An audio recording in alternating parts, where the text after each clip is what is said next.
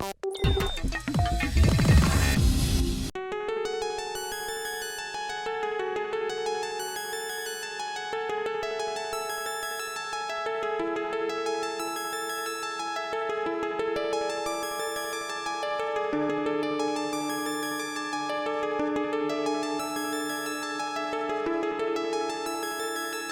am in a very precarious position in BMW's vision of the future, the i8 hybrid supercar. It's a car that leaves no stone unturned to turn heads. It's a car full of interesting shapes, scoops, swooshes, a three-tone paint job that you can't see very well here because it's a darker color, and these fantastic scissor doors that can sever your limbs or your image if you don't know how to climb in properly.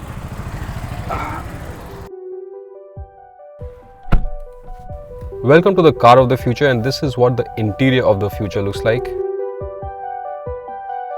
Like every bimmer worth its salt, the i8 has a driver-oriented dashboard that angles in so you know which is the most important seat in the car. It's clear that BMW has raided the parts bin, so you find a lot of familiar buttons and controls like the iDrive knob and interface, the gear knob, and even the light control switches. A generously sized 8.8-inch screen is mounted high up on the dash and provides all the visual data you need to control the various functions of the car.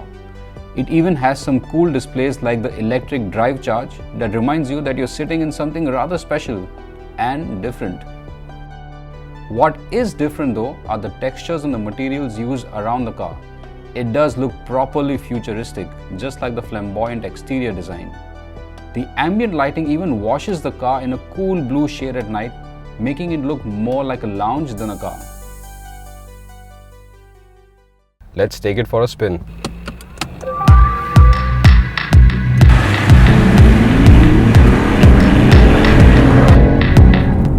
Out on the road, this BMW i8 hybrid car feels a bit different, and it's a unique sensation.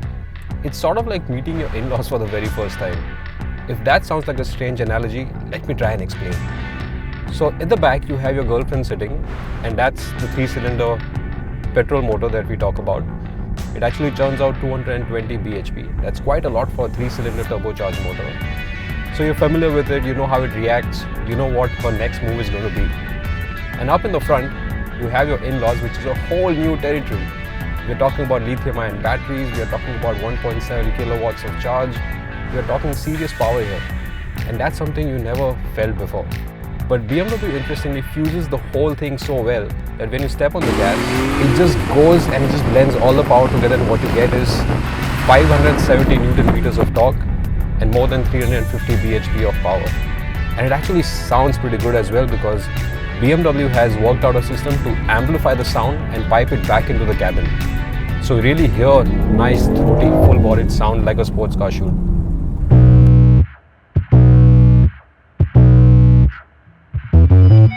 One of the things you wonder about when you buy or drive a car like this is how practical these things are. Well, I've been driving the i8 around the streets of Bombay, around the pothole-ridden streets of Bombay for almost half a day.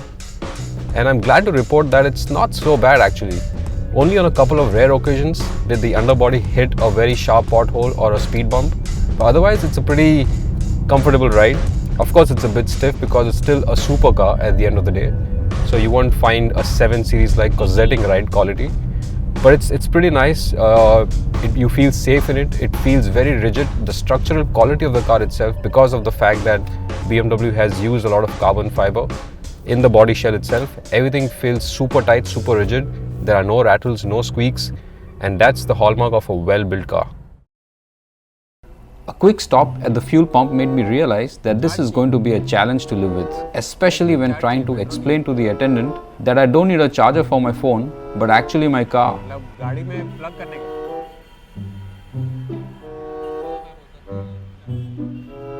The confused look on everyone's faces only goes to show that we still don't have the infrastructure to support the i8's indulgence. If you do have a private garage or access to a 15 ampere power outlet, you could manage your daily commute entirely on electric power. Can't you see the trees smiling? If you're trying to keep a low profile after a bank heist, it's not the most discreet of cars. No one buys an i8 to hide from the paparazzi, but in return, you get a clean chit from the Eco Police.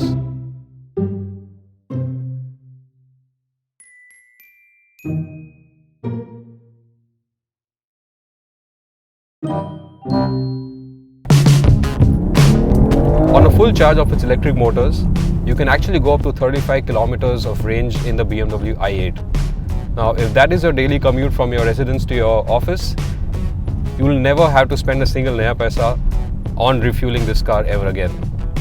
But you already have paid 2.5 crore rupees if you are driving this car, right? So you really don't care about the single paisas here and there.